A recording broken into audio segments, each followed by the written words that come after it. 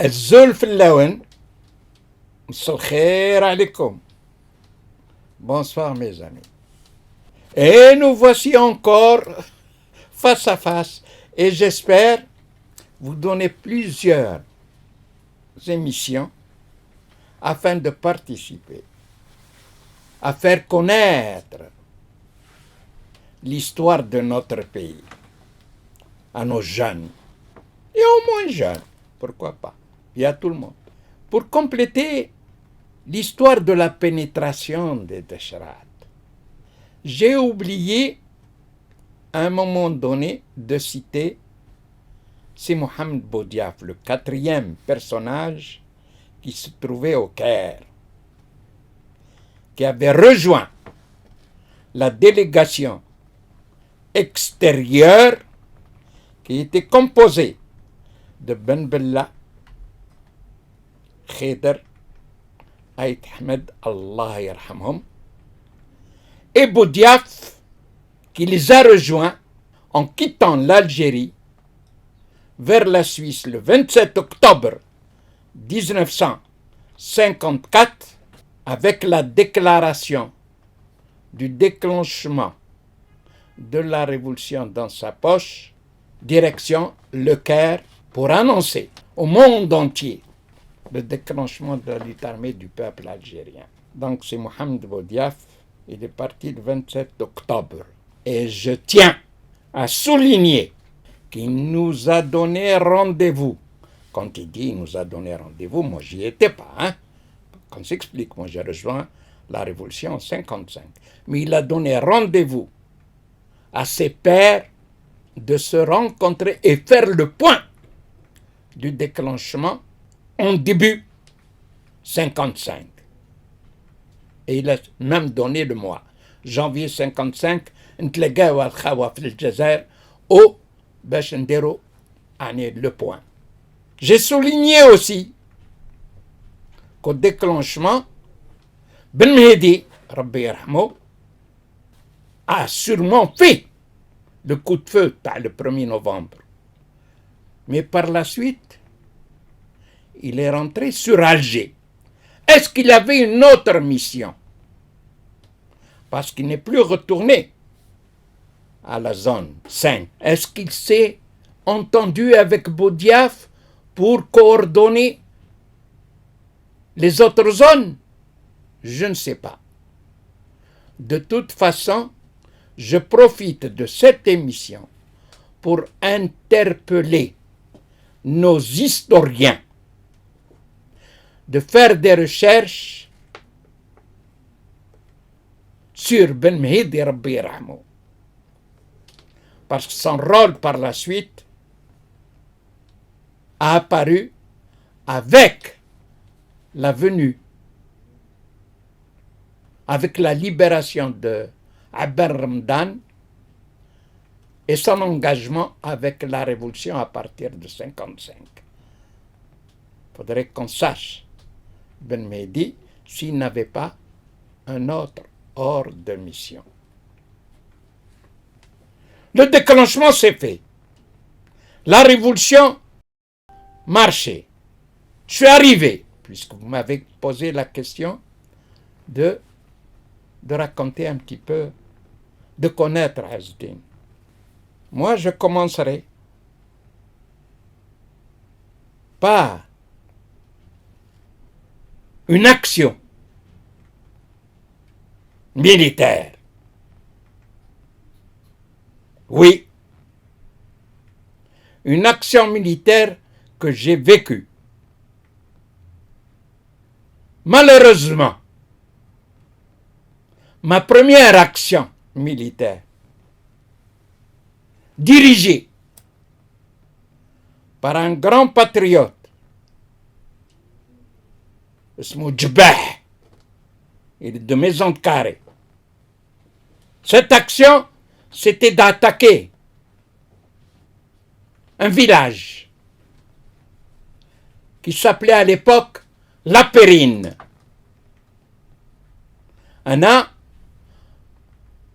J'étais armé d'un pistolet Gudnak, Zenda, تاع الزنده تاع شغل تاع لي بيرات هذوك افيك دو كارتوش بالمسمار. ايه حسب روحي انايا عندي مدفع. Nous étions 7 pour attaquer la Périne. 7.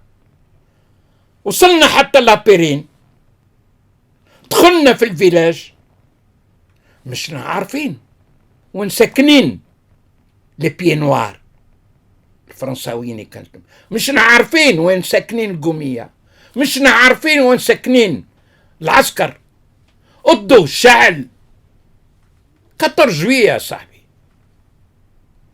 دخلنا في 7 متحدد انا في وسط الطريق ونسقي ici le front de libération nationale لا إعلان والدنيا سورتي سورتي ويعطوني في ركبتي.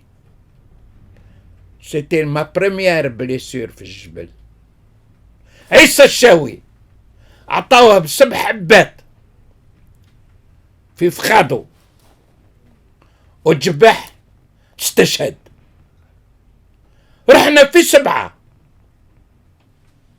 ودخلنا في 6، 1 استشهد، 2 مجاريح و4 لاباس بهم. وصلنا حتى الدشرة سيدي سالم في جهة الزبربر، لقينا الشعب فرحان، قالوا صدمتوا على الفيلاج، صدمتوا على الفيلاج. احنا ساكتين، هم قالوا درتوا حالة، ساكتين.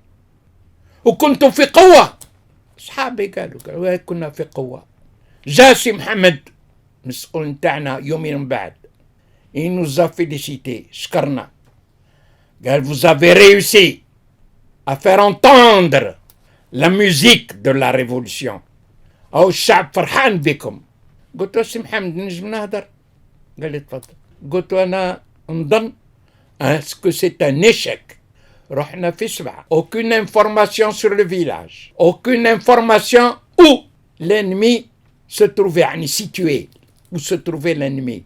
On est rentré à l'aveuglette، on est sorti، c'est une chance اللي استشهد لنا غير واحد. on aurait pu يعني laisser la peau في 7. قال oui sur le plan politique ça a été une très grande victoire, sur le plan militaire ça a été une défaite, je te l'accorde, mais ça se fera plus comme ça. Et c'est comme ça qu'on apprenait à se battre. C'est cette action-là qui m'a amené quelques jours après à descendre sur Alger.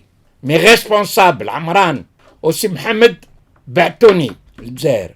شكون جدني من باليسترو؟ ça s'appelait باليسترو à l'époque، مش الأخضرية، اسم الشهيد سي الأخضر مقراني رابح الله يرحمه برحمته. C'est un couple européen. دخلت أنا une 2 chevaux، une femme enceinte et un homme à côté d'elle. C'était les Chollet، Pierre Chollet et Claudine sa femme. هما اللي هبطوني حتى الجزائر، رجلي كانت منفخة وفي حالة. هما يسرى. On a traversé plusieurs barrages، وصلوني حتى الجزائر، ودوني عند واحد المناضل معروف في بلكور اسمه رباح الأخضر، un grand militant du mouvement national. Et son neveu, Abdelkader, qui s'est occupé de moi. Et l'organisation m'a mis entre leurs mains. أنا مخلوع، الفرنساويين معنا. من تما داوني لا كلينيك فيردان. Aujourd'hui اسمها لا كلينيك فوق في لا كازبال الفوقانية. C'est la clinique des sœurs بكري. La clinique Aïtidir. Et celui qui m'a opéré, c'est le chirurgien Stoppa, encore un Européen. Et les infirmières, il y avait 2 qui savaient qui j'étais, parce qu'on m'a inscrit comme blessé, je faisais l'équitation et une pierre est rentré dans mon genou. Il a fallu tout un stratagème. هذوك les infirmières مع بيير شولي ومع هذاك الحجرة هذيك جات الرصاص هذيك تبدلت حجرة صغيرة هكذا. C'est pour dire que ça a été une agréable surprise. قلت يا عباد الله وكان درك الفرنساويين مشاو معنا. Pour moi, c'était le peuple, tout un peuple qui marchait avec nous. Je tenais à souligner ça pour qu'on sache que notre révolution était porteuse de valeurs universelles. Notre révolution n'était pas une guerre de religion. C'était pour libérer le pays. Le peuple algérien aujourd'hui, dans son ensemble, connaît le rôle de Pierre Chollet, de l'Église progressiste, de quelques Européens qui ont marché avec nous. Aujourd'hui, nous sommes à la veille d'écrire l'histoire du côté algérien et du côté français, organiser une équipe et parler de l'histoire. J'ai commencé à lire le rapport de Benjamin Stora, Allah Esther, parce que l'histoire, elle s'est faite avec celui qui tient le fusil et celui qui est visé par le fusil. Je ne veux pas m'attarder sur ça, mais je vais y réfléchir et répondre. Donc, voilà une action. Je vous raconte une autre action pour vous expliquer qu'à ce moment-là, au maquis où je me trouvais, le FLN de la guerre, ce FLN, combien il était intelligent. Ce FLN qui a organisé la meilleure mise en scène du monde. Pour moi, c'est le meilleur metteur en scène. Celle de la pénétration de Shrat. Vous avez vu comment l'organisation se fait. Ce FLN, après l'arrestation, le détournement de l'avion, l'arrestation des 5, ce FLN a saisi, à travers Sil Akhdar, une unité, celle que je commandais. Galia Sa'azdin, il faut qu'on réponde au colonialisme, il faut qu'on réponde au pouvoir colonial, que la révolution continue, ça marche. C'est pas parce qu'ils ont arrêté 5 que la révolution est terminée. Et on a organisé l'embuscade d'Omzoubia, à 3 à 4 kilomètres de Tablat, où on a récupéré une 50aine d'armes. C'était une façon de répondre au détournement de l'avion. L'action qui a été faite aussi à Sakamodi, il y avait une unité dirigée par le grand général français, Paris de Bollardière, qui a été mis aux arrêts, qui était contre la torture. À l'époque, c'était le général le plus décoré. Mais il était contre la torture. Il a dénoncé la torture. Par la suite, il a été mis à la retraite après avoir fait plusieurs mois d'arrêt en rigueur. Il dirige Un commando, il s'appelle commando noir. Ce commando noir était habillé en tenue noire et il n'avait que des mitraillettes. Qui يخرج للتشر الدشرة يداويو المرضى. Mais jamais il pose des questions. Très gentil avec la population, avec les enfants. ولات la population ما تهربش منهم. سي الخضر قال عزداني. Cette unité, elle est plus dangereuse que les parades de massue. Il faut qu'on fasse quelque chose, il faut la détruire. Et on s'est dirigé vers l'endroit où elle sortait. Et on a organisé une embuscade. Il se trouve que ce jour-là, alors qu'elle sortait tous les jours, elle avait un parcours qu'on connaissait. Ce jour-là, ma kharjetch, parce que sûrement, ils ont été informés qu'on était dans le coin. في الليل كنا رايحين نتعشاو حتى نجاو خبرونا هم خرجوهم جايين من هنا. On a fait une embuscade. Il se trouve que cette unité de Sakamodi, elle était dirigée par JJSS, Jean-Jacques Servan-Schreiber, le lieutenant Jean-Jacques Servan-Schreiber, qui est devenu par la suite patron d'un grand journal, l'Express, et qui est devenu ministre sous Giscard d'Estaing. Nous avons organisé l'embuscade. Nous avons fait du mal à cette unité. Ils ont eu beaucoup de pertes. On n'a pas récupéré une seule arme. Mais il se trouve que quelques jours après, à Loarsnis, une unité du commando noir de Paris de Borardière est tombée dans une embuscade dirigée par un étudiant, Jamal, Allah yarhamou. Et il a réussi. Il a récupéré des armes. Et il a abattu un lieutenant. Ce lieutenant s'appelait Guillaume. Si Jamal a récupéré son alliance, l'alliance du lieutenant Guillaume, Sinsla, il a récupéré des papiers figés dans des lettres. Ce lieutenant Guillaume, c'était le fils du général Guillaume qui a déporté Mohamed V à un moment donné vers Madagascar.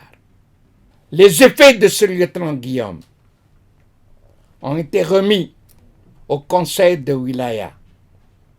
Le conseil de la Wilaya 4 a écrit une belle lettre de Mohamed Khams et une belle lettre au général Guillaume, au père du lieutenant Guillaume. Mohamed Khams, la lettre lui a été remise par Bossov, qui se trouvait à l'ouest, avec les effets saisis sur le lieutenant. Voilà les effets Taoulid, le général Libatek Madagascar. Est-ce que tu peux lui remettre? Mohamed Khams a remis ses effets au général Guillaume. Le général Guillaume a lu la lettre de la Wilaya 4 où elle lui a expliqué le combat de ce peuple, qu'on se battait pour notre libération, qu'on n'avait rien contre le peuple français. Et voilà. D'après Mohamed el-Khams, une larme a coulé, et il aurait murmuré: ce peuple-là mérite son indépendance. C'est des propos que Mohamed el-Khams a dit à Bossov et ça nous a été rapporté. C'est pour dire que les actions qui ont été faites, je vous raconterai d'autres actions, parce qu'une action politique, une action armée, doit être au service de la politique. Si elle n'est pas rentable sur le plan politique, à quoi ça sert?